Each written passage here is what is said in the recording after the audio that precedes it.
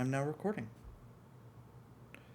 So, Tomato, you designed Orda Chess, but why did you start designing chess variants in the first place? Well, I started learning chess, actually, chess and Shanxi around the same time. I think when I was like a little kid, around first grade. Mm-hmm. I actually don't remember how I learned chess, but Shanxi I probably learned within the same year. So at some point when I kind of learned both, I had the idea of playing chess versus Xiangqi, which is what you're trying to do, or at least one of the matchups you're trying to do in Titan's Battalion. Yeah. That's been an idea that's been stuck with me for a long time, and I didn't realize I didn't like as a little kid I didn't understand the concept of asymmetric games, but as I grew up I kind of forgot about it, and then I played a game called StarCraft, which is one of the best asymmetric strategy games there is, Because they and spent a lot of time balancing it. But yeah. indeed, yeah. And I guess one of the big parts of it, though, is each civilization or each race in StarCraft is completely different. And that reminded me of my original idea of chess for Shang-Chi. Mm-hmm. Um, and so I kind of started learning about chess variants over time. And I kind of had some ideas, but I realized they were really different games, and it was just really hard to come up with a decent plan of attack, especially because the boards were different, right? One is eight squares wide, and the other is not really squares, but intersections Intersections. 9 wide.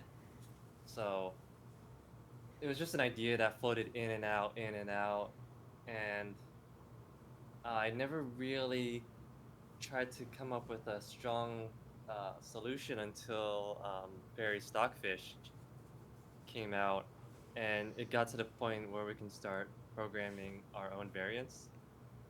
And I started to come up with different ideas on how to tackle it. And now that we had an engine that we can test our ideas on, we can actually see if they were at least somewhat balanced, which was another huge problem, right? So um, that's basically where it all started, and that was around 2020 or so, or at least when various stockfish started to come out and be used in pie chess. Hmm. It's funny. A lot of the steps along that logic were very similar for me, but it wasn't StarCraft. It was actually Super Smash Brothers, which isn't nearly as fine tuned. Uh, Obviously, and just other asymmetric fighting games that made me realize you could have different characters face each other properly. Same kind of with like card games, Yu-Gi-Oh. And then the moment that made me realize that AI could be used that way was actually when uh, AlphaGo beat Lee Sedol back in 2017. That made me realize that this was possible because suddenly more complex games that weren't like hard codable, where you could like fine tune all of the stuff after thousands of years of play, um, with the advent of self learning, it made me believe that more complicated games like the one that I had been making were balanceable, and made me commit to it more. Yeah, that's definitely a huge moment Yeah. in terms of chess variant design. And then like for Orda Chess, you ended up going with like a night themed route. And I suppose you were just experimenting with the concept of engine balancing a game at all, right? Yeah, it all just kind of came randomly to me. Mm-hmm. I was first trying to design Sino chess, sorry. That was my second variant. My first variant was Shogun chess, which was not an asymmetrical game. But once I finished designing Shogun chess, it inevitably came back to one of my original ideas, which was chess versus Shang-Chi, and I was toying with a bunch of different ideas for Sino chess, and none of them really worked that well. And so during that frustration, I was just kind of playing around with different ideas that didn't have to do with Shang-Chi. And at least at that point, Fairy Stockfish only had a certain amount of pieces that could be defined. Yeah. Right now, you could kind of define any custom piece you want within reason, using Betz' notation, right? Yeah. And back then, there was only like, I don't know, 20, 30 pieces that you could choose from. and I was interested in the centaur piece, which is the king plus knight mover piece. And then I was like, oh, maybe I could come up with an asymmetric variant. And then I just started kind of sifting through the catalog of available pieces, and I came across a few. Like they were named random names like Nibis, Nyrook, Yeah. Runai, Bisnai, and as the UB the developer, I'm like, what the hell are these pieces? And a couple of them were from Hopple Popple, Yes. where you had the Nibis and the Bisnai, and it was actually kind of eye-opening to me. I'm like, oh, so you could actually have pieces that attack differently than how they move. Obviously, like you have the pawn. I guess we just never really thought about it that way, but the pawn is such a piece. Mm-hmm. And then I was like, oh, I could really use some of these pieces. The bis knife seemed pretty useless to me because bishop movement was already limited and knight attack was on top of that was not that helpful. But the pieces that moved like knights and attacked differently were actually really cool.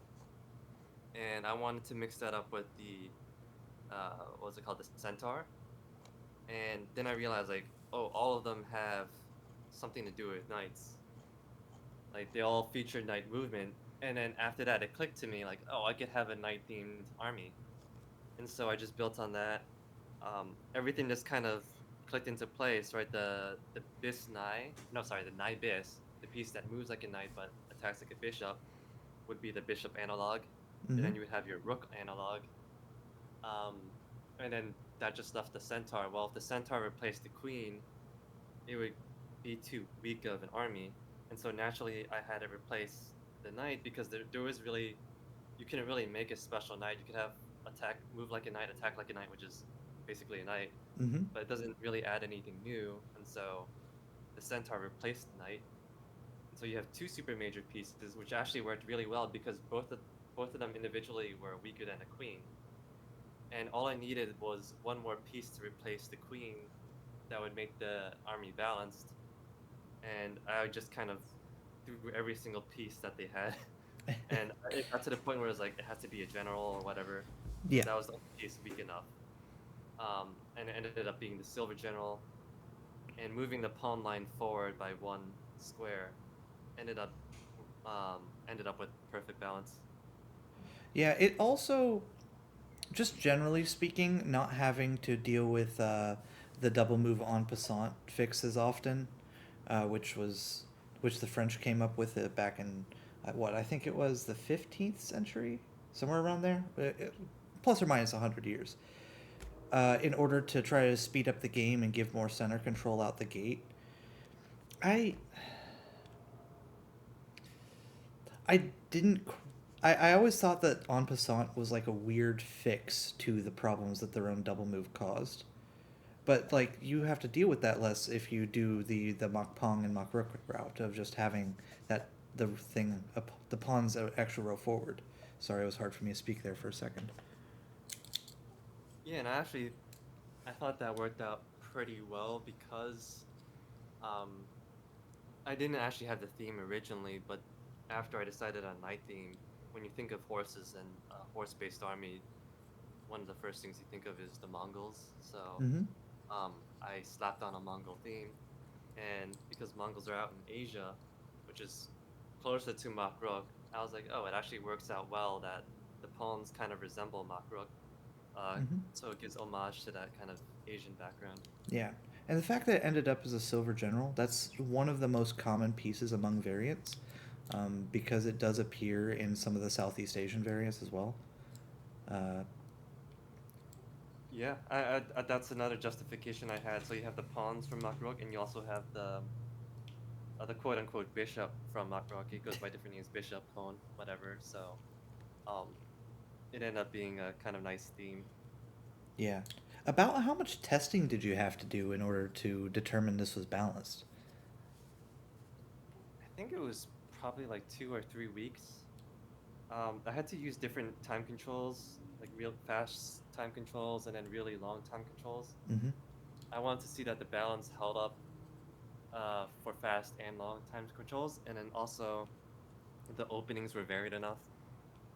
Yeah. One of the problems with center chess is that many times the opening moves were the same, and that kind of tells you that there's a forced opening. But There if is. they were varied enough, that's all I wanted. So I needed a good number for each time control, and obviously the longer time control took forever. Like, to run maybe 100 games would take a whole day, and I probably wanted like 500 games at least. So that took me about a couple weeks, and then again I had to repeat for different time controls, and then so that's why it took me about 3 weeks. Fair enough. That about makes sense for the type stuff I've experienced. Just running my initial tests, uh, trying to recreate the fairy or the Alpha Zero Vladimir Kramnik paper a little bit. I only have like 3 of the games rechecked, and I'm going to have to do it again because I realized I didn't control everything properly. But it took me like 3 weeks to just get 3 of those games done to a decent amount of tests. So, my next question. Okay, so when I reached out to you and told you about the fact that I'd been trying to balance Shang-Chi and that I noticed that you had already done the engine balancing, first of all, I was excited. I was like, I finally found another near peer that wasn't just someone that played a ton of chessvariants.com and Chess Evolved Online or something like, say, Gluttony. Um, and that eventually, like, that was immediately after I started found out about Pi Chess and found out about Fairy Stockfish, and just stumbled into your games. What did you think when I approached you about all that? I thought it was very, very ambitious. That's fair. uh, It's I mean, like I said before, it was an idea that I had that I just kept on running into different problems, and I felt that my solution with Singer Chess was kind of sacrificing a lot of things in order to even make it work, like yeah, forcing everything to be on an 8x8 board, forcing the Chinese side to move like a Western king. Um, and it ended up being kind of more of a fusion of Zhang Yi and Shang-Chi. And at some point, it was this kind of it was not really, it was not quite the solution I wanted, but it was like it wasn't the answer to Shang-Chi versus chess. It was kind of more of like a West versus East kind of amalgamation game. yeah, and it was just sort of its own thing. That's that was something that happened a lot with mine, as you recall, as well, where we ended up just bouncing between, like, most of our best solutions ended up using Jungi rules instead of Shang-Chi, or a combination. And sure, it turned out cool, but it didn't turn out with the actual goal. Yep, Of and course, we're much closer now, but you and I have been. We're pretty passionate when we start actually arguing, so I try to avoid letting too much of my ego interfere with that. It is funny in Order Chess that the first 2 most common moves are rook moves. Is that the same sort of thing as like with Mach Rook? Does that happen there too? the first two moves are rook moves. Or king moves? I may have misspoke. Oh, with the horde Khan. Uh, yeah, actually, that's what I heard. And one of the first things you try to do is king safety. Um, are you familiar with Cambodian chess? I've looked at it. You're is it oak? Yeah, Uk Chachang. Oh yeah. Okay, then yes. Yeah, like one of the only differences between that and Makruk is that you can do a sideways knight move with your king, Hmm. and that's basically what you do with the Horde Khan or the Makruk king. And I guess it's like the equivalent of the double step pawn, how they just kind of made that faster. Because Yeah. if everyone just keeps on moving their pawn twice, why don't we just save time and allow you to double step? And I guess that's what the Cambodians thought when they instituted that rule. It's like if everyone's just moving their king in the same movement, why don't we just make it a quick move just to save Yeah. time because everyone's gonna do it. There's So actually a weird lineage for the King's Leap and the way it's evolved. Um, it in in chess it eventually became castling, and in Oak it eventually became that knight's move for the king. But they're fundamentally the same sort of idea, where the king moves two squares to the side and often ends up jumping over another piece. But oddly, there is some evidence that some of the older broken rule sets around like the Shatranj era did also have that type of thing. Uh, at least as far as my research has gone and my speaking with Rick Knowlton, but it's hard to say. yeah, honestly, it's very hard to even come up with a definitive answer because it's so old. It is. It is really old. Uh, so currently, the version of this army that has appeared in Titan's Battalion, you updated it to be something different. You changed the yurt, you moved the pawns back, and you changed their movement. Why'd you do that? Made con chess. Yeah, so it's something that I currently dub Cons Chess. I'm not even sure if that's what it'll be called once when it ever becomes official. Mm-hmm. But something was just it's just been gnawing at me for a while that not every piece moves like a knight. So we have the yurt, which is like a silver general. We also have the pawns. Um, and so actually, when Fairy Stockfish had the ability to make custom pieces, one of the first things I thought of was, oh, could I do a piece that moves like a knight and attacks like a king, and then use that instead of the yurt? And so that was one of the first things I tried, and I wasn't able to balance it.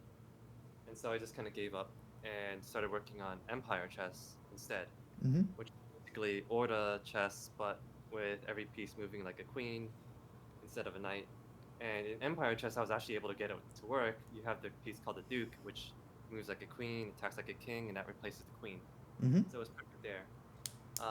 But I don't know, Order was already kind of established, and to change one piece was not quite worth it. So the idea simmered down for a while, and then I tried to balance the Horde versus the Empire, and it turned out that the Empire was just way better than the Horde. Like it destroyed it. And so, in order to make them balanced, I actually had to use that piece that moved like a knight and attacked like a king. And so that's where that piece started to get more traction. Um, but that's obviously such a niche variant that we didn't even consider it for pie chess. It was just kind of for fun. But when I heard that in Titan's Battalion, your experience was similar, where Empire would just trounce the Horde, that kind of became an issue. Yeah. Um, and so I was like, oh, this is what I did, and maybe it's something you can consider. But if you introduce that piece, then probably it's going to be too strong against medieval, which is the chess battalion. Um, so that thought kind of lingered for a while, and it wasn't until recently where I was like thinking, every battalion has their own type of pawn, and one of the things that started to bug me about Orda chess is that it doesn't quite have that complete Mongol feeling. Um, and actually, this didn't come from Titan's Battalion. For some, oddly enough, it came from Age of Empires 4. Age of Empires 4, you could play as the Mongols, and obviously it's a cavalry-based civ, and but for some reason in that game, the infantry are pretty strong, and there are a lot of players in that game complaining like, oh, it doesn't feel like the Mongols enough because you're relying on infantry, which is true. And some point after that, I read this history book about the Mongol Empire, Mm-hmm. and in that book they told me like the Mongols didn't have infantry; they just had the whole army was entirely cavalry, which was a little bit of news to me. It made sense, right? They're crossing these giant steps, and they just basically used horses for everything. And so that kind of confirmed to me, like, oh, in Age of Empires 4, it's definitely not feeling them like the Mongols because you don't have infantry. And then recently they added a new patch which brought in the Keshik, which they didn't have before. So it's kind of funny because like Orda Chess had the Keshik this whole time, and then Age of Empires 4 didn't. Now they brought in a new piece or a new unit called the Keshik, and everyone's like, oh, it feels a lot more like the Mongols because now they got this powerful cavalry unit. But then I was like, that really drove home a point.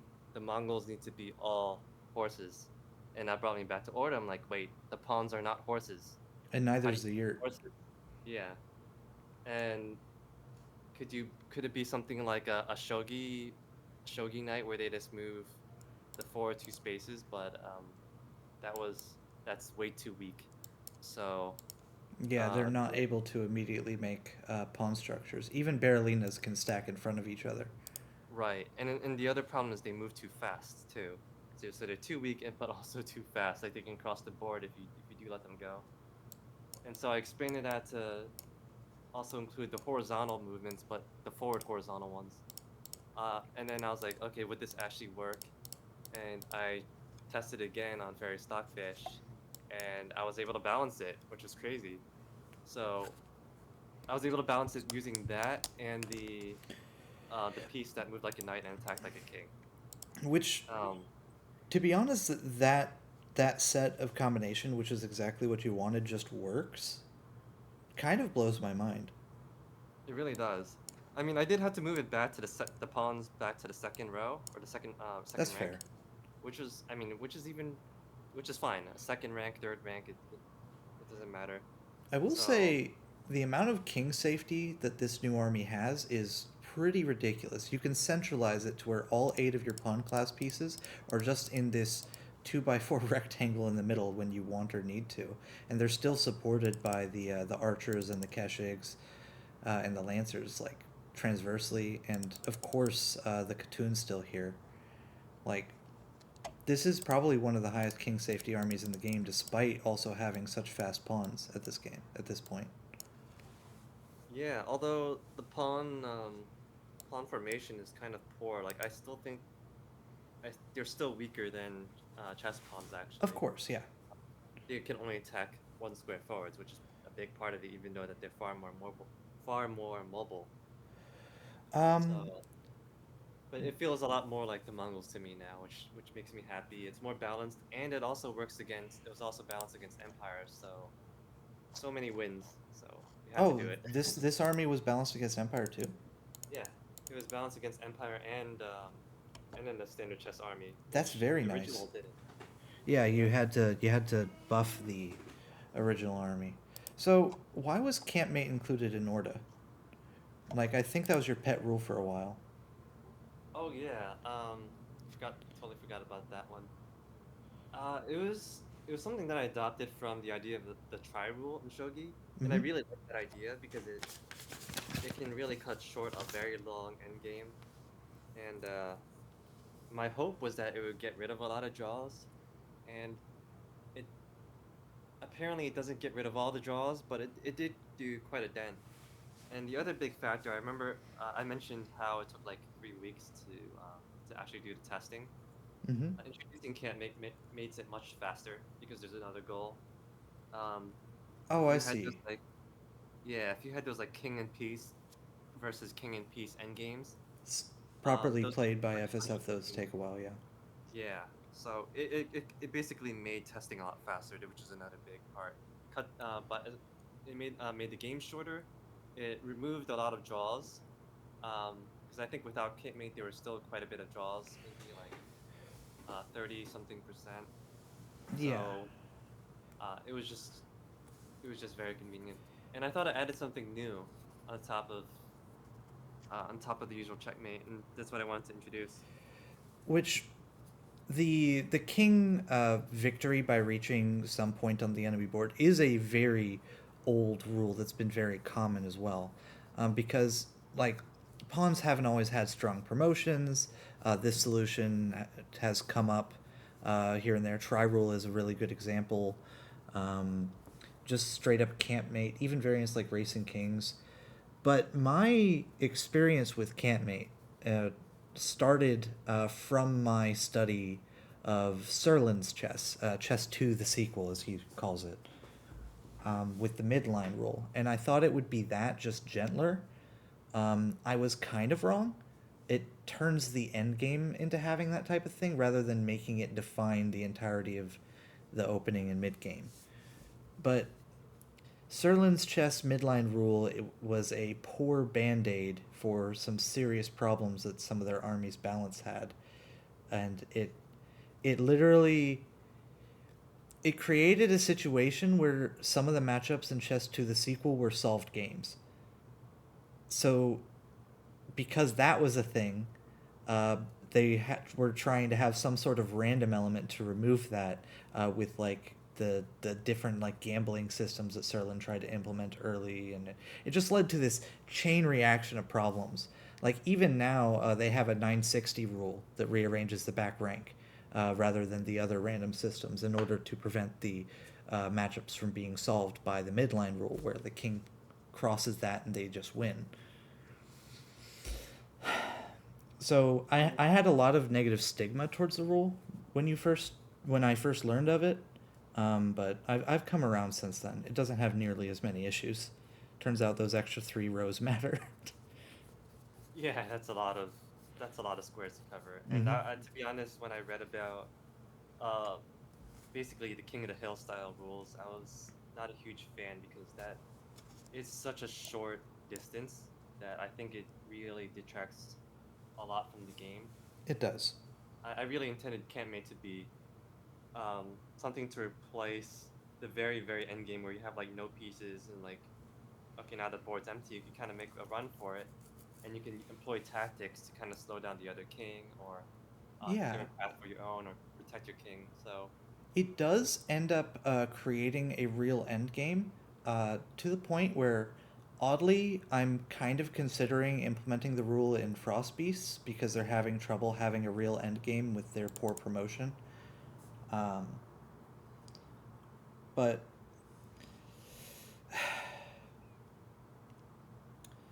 the rule fundamentally is very similar to a pawn promotion. You get something to the end of the board and you end up in a winning state. With Campmate, you've already won, and it's actually easier to get a king there than a pawn. But with the pawn, you're already pushing it as part of your attack, so you can use it as a secondary threat. You know? yep, that's basically what I thought of it as well. I have, There were some complaints about Campmate and that it ended up being a little bit too dominant because most of the games did end up winning by Campmate. Um, yeah. The two archer checkmate is a beautiful checkmate, and it just does not matter if Campmate's in the game. For right. example. It removes a lot of your beautiful endgame play that could have come from the fairy pieces without that. And now that Khan's chess doesn't have campmate, that is just there. So Yeah, the and that's one of the things I techniques. want to differentiate it from Orda. Because at least on Pi Chess, it would have to be a new separate variant. So might as well change the endgame up so that it's worth being a different variant. That's true. If it did have campmate, it would just be a couple of different pieces. You've actually made quite a few variants. I think about a dozen of these symmetric and asymmetric variants. I Um, would say about a half dozen. About a half dozen? Are you sure? You made Shogun. You made Orda, Sino, Shinobi Empire. Uh, I guess you could not count Orda Mirror. You made Chalk. You made Chenis. And that's it. Oh, okay. How many is that? Two, three, four, five, six.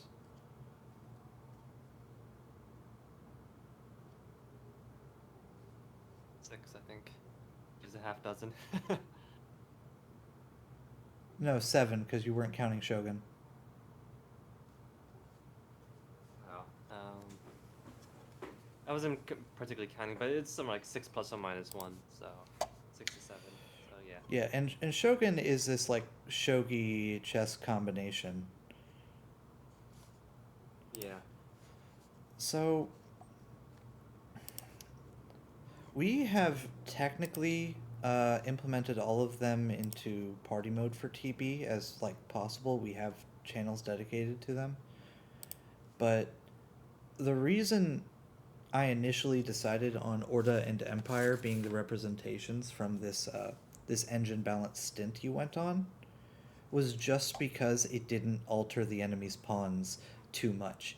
It still let them promote to queens, which meant that we could somewhat maintain the same power level by not altering the enemy's piece promotion. Because altering enemy's piece promotion wouldn't have been compatible with, for example, the Shogi or the Shang-Chi army. Yeah, true. Although now that's changed with Khan's chess because the pawns or the scouts don't promote a queen anymore. They don't, but they allow the enemy pawns to still promote to a queen, so it doesn't mess with that. Yeah, true. Uh, I believe you've had. We're going to cover some of the other games that you've made later, so we've been briefly touching on them. But I actually really enjoy this particular army. Funny enough, because of the latest change, you actually have more knight stuff in Orda, in Khan, than we have in the army we call League of Knights.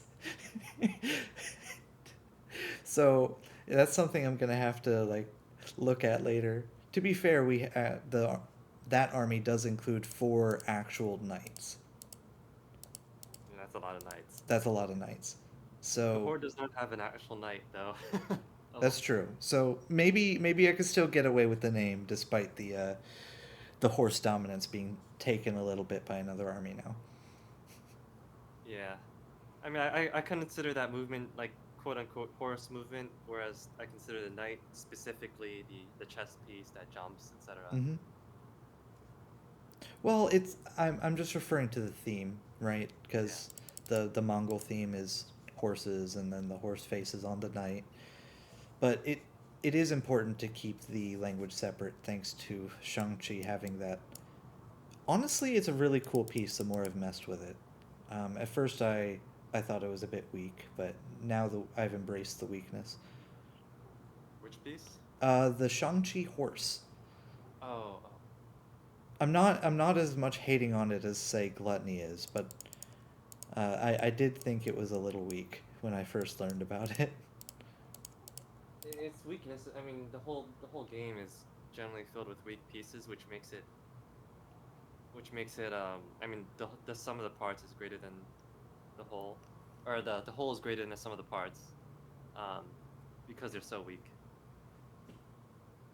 And that's one of the main difficulties of balancing chess versus Shang-Chi. It's just that this, as you well know, that the scale of the armies are completely different. I very much well know.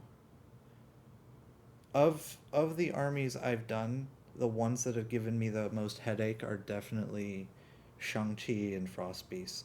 Even the Shogi army, it just required me having contact with stronger Shogi players to figure out. But the Shang-Chi army has just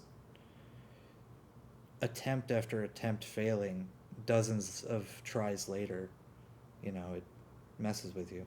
I'm glad that we're really close now, though. Like, as long as we're okay with most of the end games being draws, it would be fine now, but I'm personally not okay with that, so. Yeah, I thought that was one of your goals to prevent. Yeah, well, minimizing draws in chess turns out if you just take every step towards that goal, it does dumb things. For example, Shang-Chi chasing rules, as well as Zhangyi anti-draw rules. Same idea. Or if when you first saw Titans Battalion and we had the Bear King rule, stalemate was a win, and all of these other things just stacked on top of each other. Just like, okay, with Ko, Bear King, and stalemate equals win, we can remove all draws from chess. What have we lost? Nothing. No, yeah, you lost a lot actually. With Bear King, you don't get beautiful end games. With stalemate equals win, you make end games trivial for the winning player. They don't have to express skill to win; they just win automatically, kind of. Um, but stalemate equals a draw. It doesn't make sense in every game either, because the difference with chess is those end games are still winning if stalemate is a draw. You just have to be more skilled in order to do it. But in like Shang-Chi, for example, stalemate being a win is necessary to create those beautiful winning end games rather than it drawing on the spot. So, pros and cons. Yep, I agree. Uh, I don't think that I have anything else that I need to add. Is there anything you want to talk about with Orda and Con Chess before I end the video? Not really. If anyone hasn't played them, I encourage them to try them out. Yeah, it's available on piechess.org. This other app that I had open to show some of the piece movements was made by Discord user Gluttony Main. Thank you, Gluttony. And honestly, just enjoy. Uh,